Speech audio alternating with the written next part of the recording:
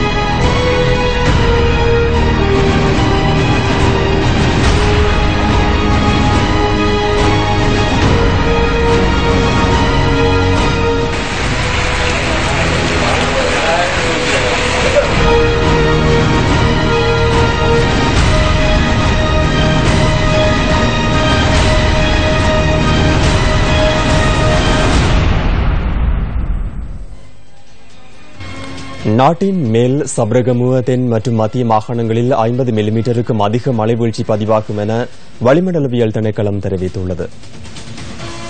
மேற்கு சப்ரகமுவ, தெற்கு, மத்திய, வடமேற்கு மாகாணங்களில் இடையிடையே மழை பெய்வதுடன் சில பிரதேசங்களில், முக்கியமாக மத்திய மலைப்பிரதேசத்தின் மேற்கு சரிவுகளில் 50 மில்லிமீட்டர் மழை வீழ்ச்சிக்கும் அதிகமான மழை வீழ்ச்சி பதிவு செய்யப்படும் என்றும் எதிர்பார்க்கப்படுகின்றது. ஊவா மாகாணங்களின் சில பகுதிகளில் பிற்பகல் வேளையில் இடியுடன் கூடிய மழை காணப்படும். மாத்தளை மாவட்டத்தின் சில பகுதிகளில் மணித்தியாலத்துக்கு 50 கிலோமீட்டர் வேகத்தில் இடையிடையே காற்று வீசக்கூடும். ஏனைய பிரதேசங்களில் இடியுடன் கூடிய மழை காணப்படும் சந்தர்ப்பங்களில் காற்றின் வேகம் மணித்தியாலத்துக்கு 50 கிலோமீட்டராக இருக்கும். பொதுமக்கள் இந்த இடி மின்னல் தாக்கத்திலிருந்து ஏற்படும் சேதங்களை குறைத்துக் கொள்ளும் பொருட்டு தேவையான முன்னெச்சரிக்கை நடவடிக்கை மேற்கொள்ளுமாறும் கேட்டுக் கொள்ளப்படுகின்றார்கள். நாட்டில் நிலவும் சீரற்ற வானிலையினால் 7 லட்சத்துக்கும் அதிகமான மக்கள் பாதிக்கப்பட்டுள்ளனர். தொடர்ந்து மழை பெய்து வரும் நிலையில் சில பகுதிகளில் மண் சரிவும் பதிவாகியுள்ளது. நானோயா கிளாஸ்கோ மத்திய பிரிவு தோட்டத்தில் நேற்று முன்தினம் இரவு பெய்த மழையினால் மதிலொன்று சரிந்து வீழ்ந்துள்ளது.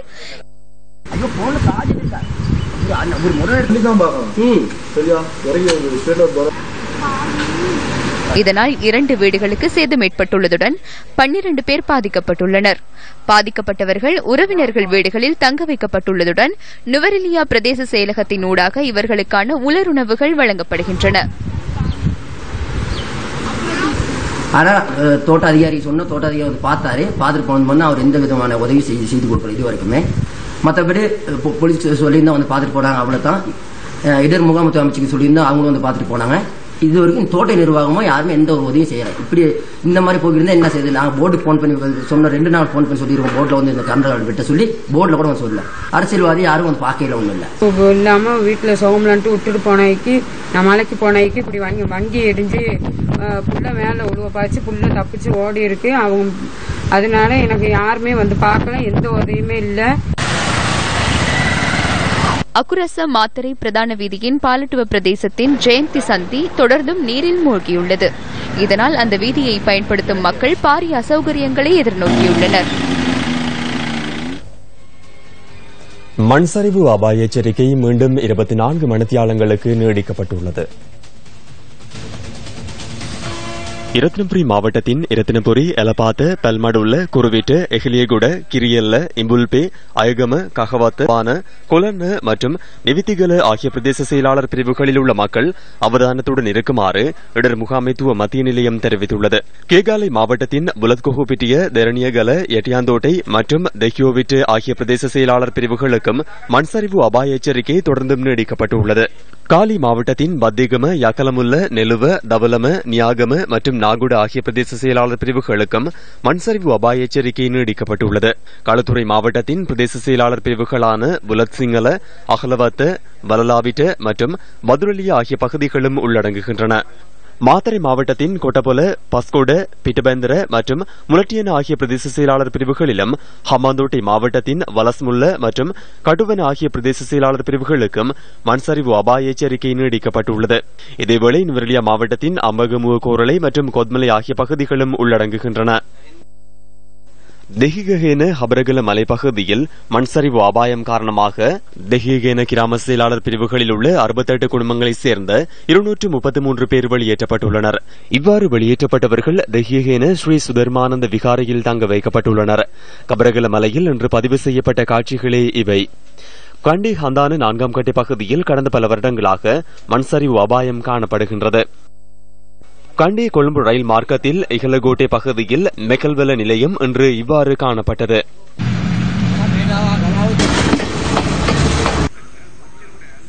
இதேவேளை ஹட்டன் பகுதியில் மண்மேடு சரிந்து வீழ்ந்ததில் 2 வீடுகள் சேதமடைந்துள்ளன.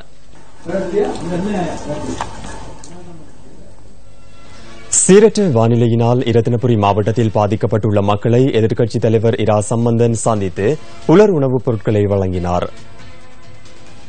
ரத்தினபுரி மாவட்டத்துக்கு சென்ற எதிர்க்கட்சித் தலைவர் இரா சம்பந்தன் பாதிக்கப்பட்ட மக்களுக்கான உலர் உணவுப் பொருட்களை மாவட்ட செயலகத்தில் இன்று கையளித்தார்.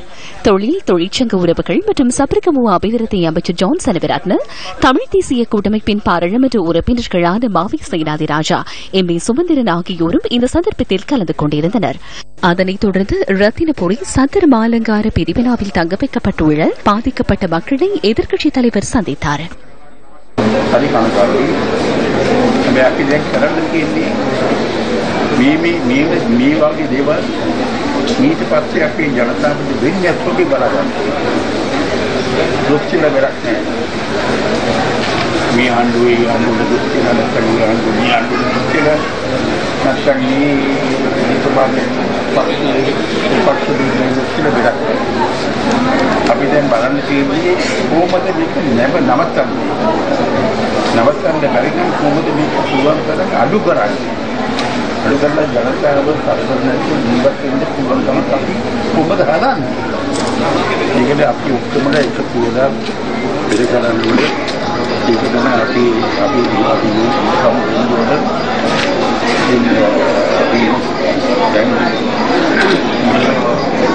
සන බලලා තුලම් උදව් කරලා ඊට පස්සේ අපි ජීවත් කරලා අපිට හරි ගණනක් මේ අපේ රටේ දේවල් ඊට පස්සේ දෙන්නේ අපිව අපි බලගන්න. பாதிக்கப்பட்ட மக்களுக்கு இதன்போது உலர் உணவுப் பொருட்கள் கையளிக்கப்பட்டன.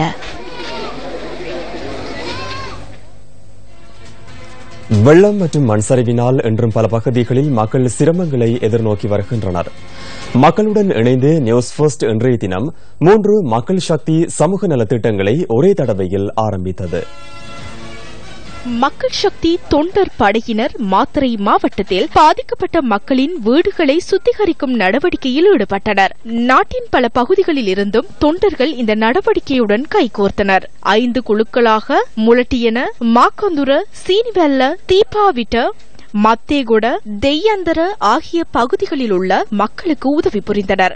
வீடுகள், கிணறுகள், நீர்நிலைகளை சுத்தப்படுத்துதல், மின்சார இணைப்பினை சீராக்குதல் போன்ற செயற்திட்டங்கள் பல நிறுவனங்களின் உதவியுடன் மேற்கொள்ளப்பட்டன. இதேவேளை சிவில் பாதுகாப்பு திணைக்களத்தின் சேவா வனிதா உதவியுடன் பாதிக்கப்பட்ட மக்களுக்கு உலருணவுப் பொருட்கள் வழங்கப்பட்டன. மாத்தறை, முலட்டியன பகுதியில் 3 பகுதிகளில் ஆரோக்கிய யாத்திரை முன்னெடுக்கப்பட்டது. ரன்சாபொட, கொரபுருவான புராண துன்போதி விகாரை, தெய்யந்த, பிலிபெல்ல, கிழக்கு சனசமூக நிலையம், முலட்டியன, ஸ்ரீ விஜயராம விகாரை ஆகிய பகுதிகளில் இன்று ஆரோக்கிய யாத்திரை இடம்பெற்றது.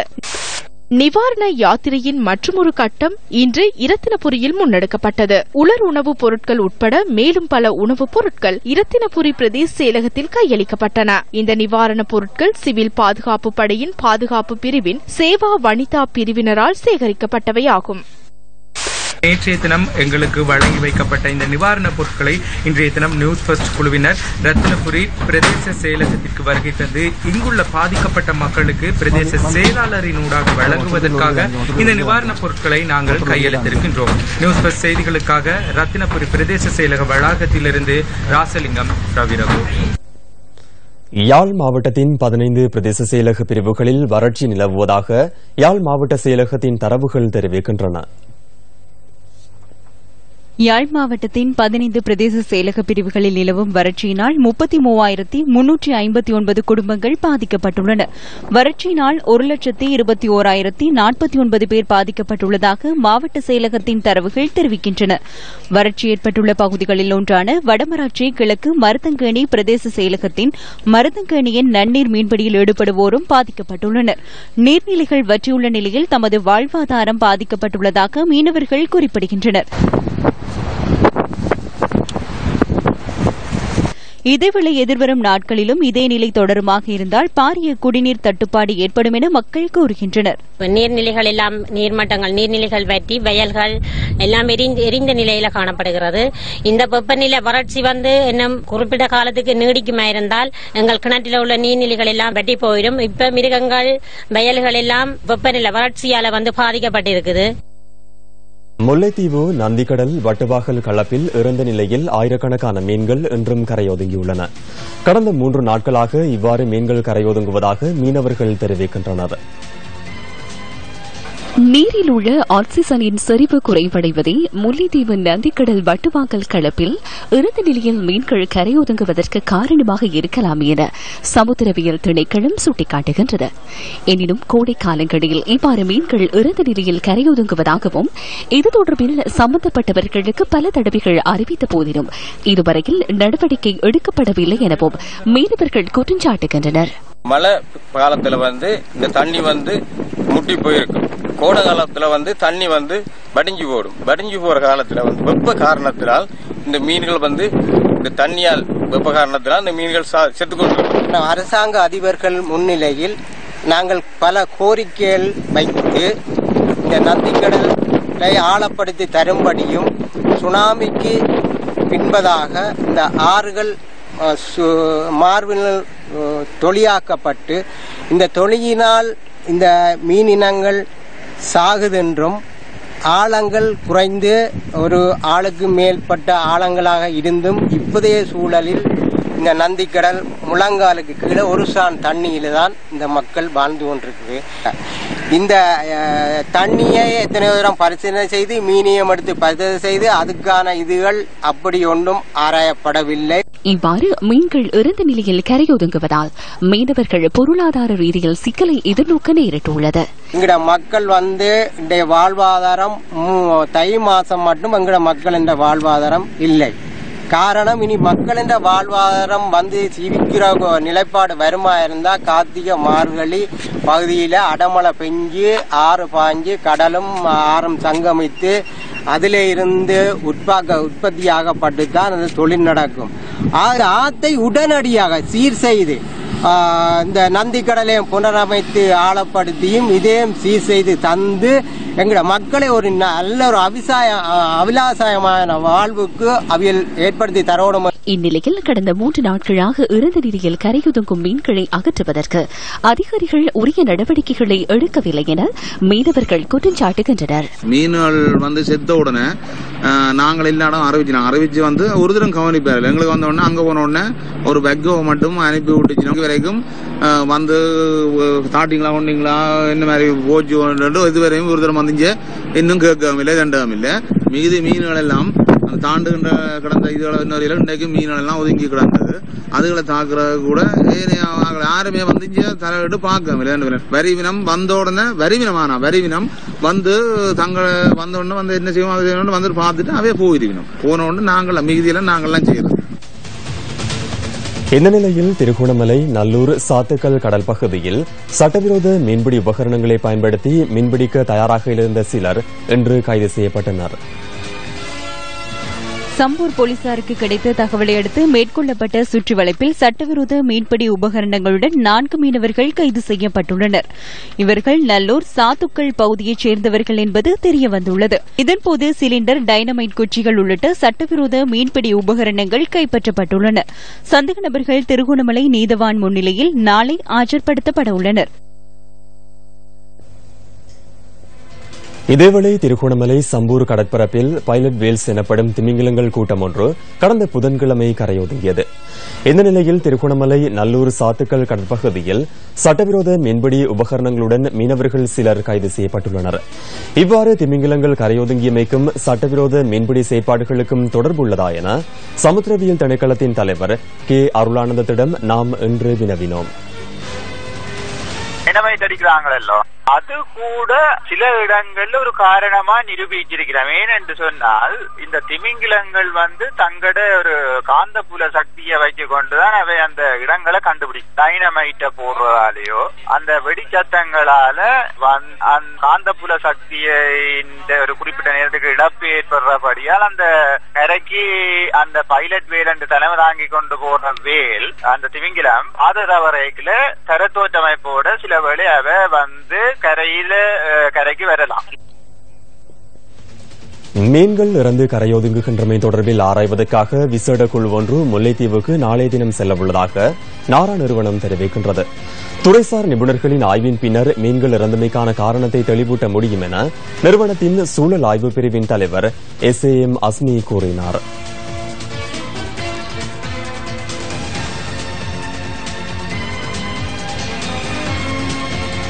யாழ் குடாநாட்டின் வடமராட்சி கிழக்கு பகுதியில் இடம்பெற்ற கொள்ளை சம்பவங்கள் தொடர்பில் போலீசார் விசாரணைகளை ஆரம்பித்துள்ளனர். வடமராட்சி கிழக்கு மருதங்கேணி பகுதியில் உள்ள வீடொன்றுக்குள் நேற்று நள்ளிரவு வேளையில் அடையாளம் தெரியாத ஒரு குழுவினர் புகுந்து தாக்குதல் நடத்தியுள்ளனர். சம்பவம் இடம்பெற்ற வேளை குறித்த வீட்டில் 4 இருந்துள்ளதுடன் வீட்டு உரிமையாளர் மீது தாக்குதல் மேற்கொள்ளப்பட்டுள்ளது. எல்லாரும் ஒரு 7-8 பேரெல்லாம் வந்துட்டாங்க உள்ளுக்கு கொட்டந்தடியோட கொட்டினாலே அடிச்சு போட்டு வாரினேன். அதை இறுதி போட்டு எங்களே எல்லாரையும் இருங்கொண்டு சொல்லி போட்டு அறைக்க உள்ளிட்டு எல்லாத்தையும் எடுத்துக்கொண்டு எங்கள் நகைகள் காசுகள் எல்லாத்தையும் எடுத்துக்கொண்டு டான் போன் இதுகள் எல்லாத்தையும் அறுத்து எறிஞ்சு போட்டு லைட்டுகளையும் கொண்டு போன் வயர்கள் எல்லாம் அறுத்து போட்டுனோம். அறுத்து போட்டு லைட்டுகளையும் பண்ணி போட்டுனோம். வந்த எல்லாரும் முகம் மூடி போட்டு வந்தவே. இதேவேளை வடமராட்சி கிழக்கு தாளையடி பகுதியில் உள்ள வீட்டிலும் நேற்றிரவு கொள்ளை சம்பவம் இடம்பெற்றுள்ளது. ஒரு 2:30 மணி போல நம்மளில போயிட்டு வந்து வீட்டுக்குள்ள வரும்போது திடீரென்று 4 பேர் வீட்டுக்குள்ள பூந்தவை கம்பியல் ஆயுதங்கள் வாளுகளோட வந்து டோச்சோட வந்த முகம் எல்லாம் மூடி கட்டி இருந்தது.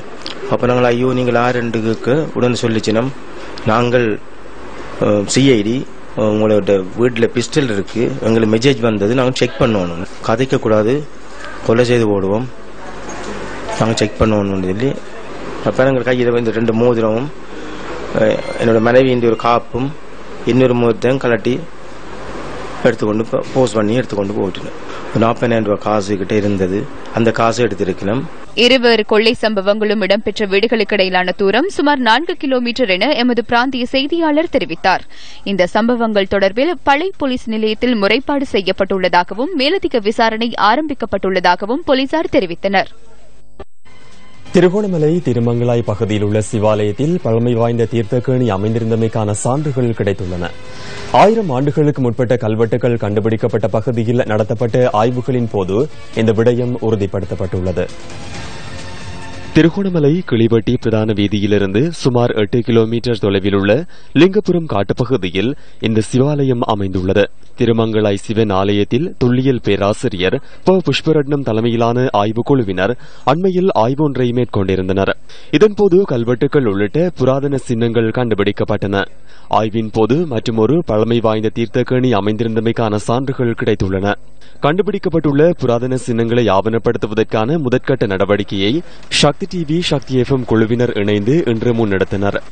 இன்றைய தினம் இந்த ஆலயம் பற்றிய ஒரு முழுமையான ஆவண பதிவேடத்தை செய்கின்ற சூழ்நிலையில் அவர்கள் எங்களோடு இணைந்திருப்பது மகிழ்ச்சிக்குரிய விடயம்.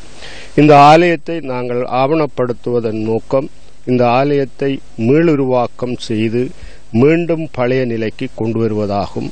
அவ்வாறு கொண்டு வருவதன் மூலம் தமிழ் பிரதேசத்தில் ஒரு தொன்மையான இந்து பண்பாட்டை அடையாளப்படுத்துகின்ற ஒரு ஆலயம் இருந்ததென்ற செய்தியை இலங்கை மக்களும் அறிவார்கள் என்ற நம்பிக்கை நமக்குண்டு. மேலதிக தொல்லியல் சின்னங்களை கண்டுபிடிப்பதற்கான ஆய்வுகளும் இன்று முன்னெடுக்கப்பட்டன. திருகோணமலை பெருவழி பகுதியில் 3 சிறுமிகள் துஷ்பிரயோகத்திற்கு உட்படுத்தப்பட்ட சம்பவத்திற்கு பல்வேறு தரப்பினரும் எதிர்ப்பு தெரிவித்து வருகின்றனர். இந்த சம்பவத்தை கண்டிக்கும் வகையில் மட்டக்களப்பில் இன்று கண்டன ஆர்ப்பாட்டம் நடத்தப்பட்டது. திருகோணமலை மோதூர் மல்லிகை தீவு பெருவெளி பகுதியில் கடந்த மாதம் 28ஆம் தேதி 3 சிறுமிகள் துஷ்பிரயோகத்திற்கு உட்படுத்தப்பட்டனர். இந்த சம்பவத்திற்கு எதிர்ப்பு தெரிவித்து தொடர்ந்தும் பல்வேறு போராட்டங்கள் முன்னெடுக்கப்பட்டு வருகின்ற நிலையில் மட்டக்களப்பு காந்தி பூங்கா முன்றலில் இன்றைய தினம் கண்டன ஆர்ப்பாட்டம் ஒன்று நடத்தப்பட்டது. மட்டக்களப்பு மாவட்டத்தின் இளைஞர் யுவதிகளால் இந்த ஆர்ப்பாட்டம் ஏற்பாடு செய்யப்பட்டிருந்தது. 3 சிறுமிகள் துஷ்பிரயோகத்திற்கு உட்படுத்தப்பட்ட சம்பவத்துடன் தொடர்புடையவர்களுக்கு உரிய தண்டனை வழங்கப்பட வேண்டும் என இதன்போது வலியுறுத்தப்பட்டது. முடிவுக்கு வராட்டி இந்த பிரச்சனையானது வந்து திருப்பி இன்னொரு இடத்துல இங்க கூட எல்லா இடத்திலையும் நடக்கக்கூடிய ஒரு சந்தர்ப்பத்திலும் இருக்கு. ஆகவே இதுக்கான உச்சபட்ச தண்டனைகளை அதனால எந்த காலதாமதமும் இல்லாம இதுக்கான முடிவு உடனடியாக கிடைக்கணும். எதிர்காலத்தில் இவ்வாறான குற்றச்செயல்கள் இடம்பெறுவதை கண்டிக்கும் வகையில் வழங்கப்படுகின்ற தண்டனைகள் கொடூரமான தண்டனைகள் வழங்கப்பட வேண்டும். எதிர்காலத்தில் இவ்வாறான குற்றங்களை செய்வதற்கு குற்றவாளிகள் பயப்படும் அளவிற்கு கடுமையான தண்டனைகள் வழங்கப்பட வேண்டும். உச்சபட்ச தண்டனையை இந்த அரசு வழங்க வேண்டும். மல்லிகை தீவு பகுதியில் மேலதிக நேர வகுப்புக்காக சென்றிருந்த 3 மாணவிகளை சிலர் துஷ்பிரயோகத்துக்கு உட்படுத்தியதாக மக்கள் குற்றச்சாட்டு. மல்லிகை தீவு பெருவெளி பகுதியில் 3 சிறுமிகளை துஷ்பிரயோகத்துக்கு உட்படுத்திய சந்தேக நபர்களை கைது செய்து தண்டனை வழங்குமாறு வலியுறுத்தி கிளிவட்டி மற்றும் மல்லிகை தீவு ஆகிய பகுதிகளில் ஆர்ப்பாட்டங்கள்.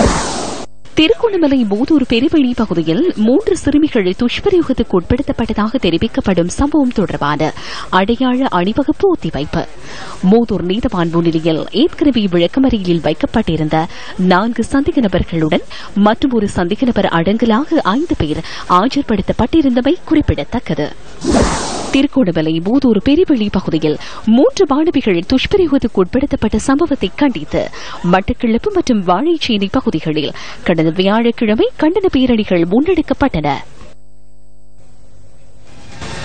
கொழும்பு நுகேகுடி நகரில் உள்ள வர்த்தக நிலையத்தில் இடம்பெற்ற திருட்டுச் சம்பவம் சிசிடிவி கேமராவில் பதிவாகியுள்ளது. இந்த திருட்டுச் சம்பவம் இன்று அதிகாலை 2 மணியளவில் இடம்பெற்றுள்ளது. வர்த்தக நிலையத்தில் இருந்த பணம் மற்றும் பொருட்கள் திருடப்பட்டுள்ளதாக அதன் உரிமையாளர் தெரிவித்தார்.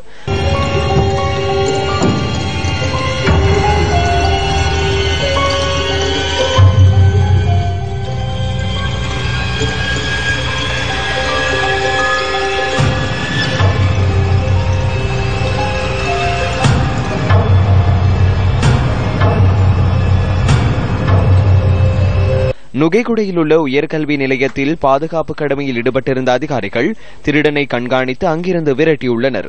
அதன்போது குறித்த நபர் அங்கிருந்த பாலத்திற்குள் ஒளிந்து கொண்டதாக பாதுகாப்பு அதிகாரிகள் தெரிவித்தனர். சம்பவ இடத்தில் இன்று முற்பகல் போலீசார் தேடுதல் நடவடிக்கையில் ஈடுபட்ட போது திருட்டில் ஈடுபட்டவரின் ஆடைகள் சில மீட்கப்பட்டன. தப்பியோடிய சந்தேக நபரை தேடும் நடவடிக்கை முன்னெடுக்கப்பட்டுள்ளது. கொழும்பு கொச்சிக்கடை புனித அந்தோனியார் ஆலய வருடாந்த திருவிழா இன்று காலை கொடியேற்றத்துடன் ஆரம்பமானது.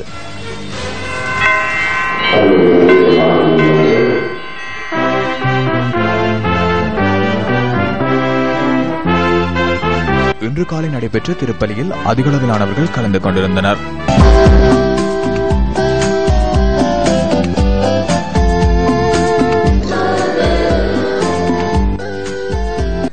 பின்னர் கொடியேற்றம் இடம்பெற்றது.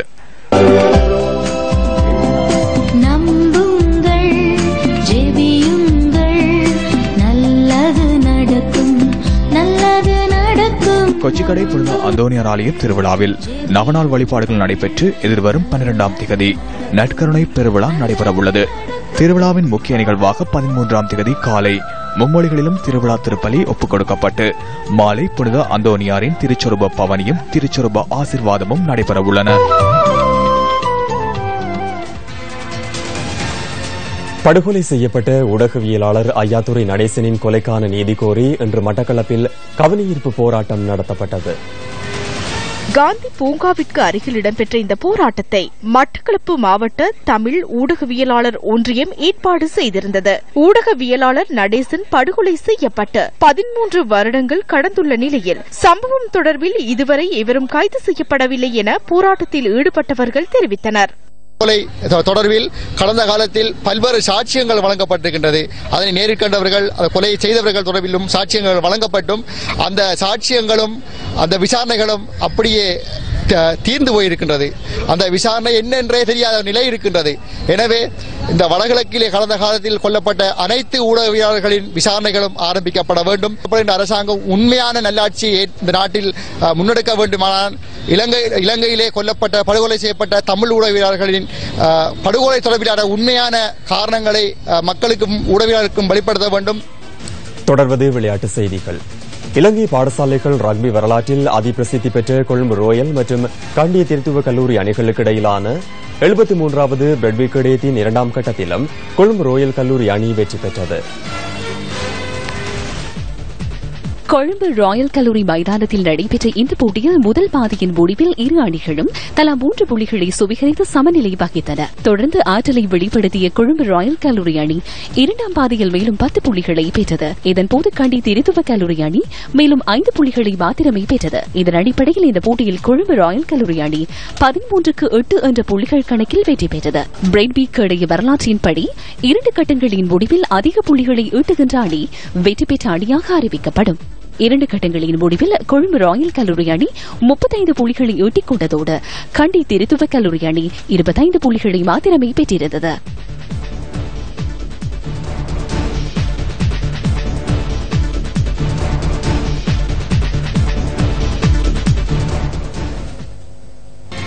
இத்துடன் நியூஸ் ஃபர்ஸ்டின் இரவு 8 மணி பிரதான செய்தி நிறைவு பெறுகின்றது. மீண்டும் சந்திக்கலாம் நியூஸ் ஃபர்ஸ்டின் 10:45 பிரதான செய்தியில். வணக்கம்.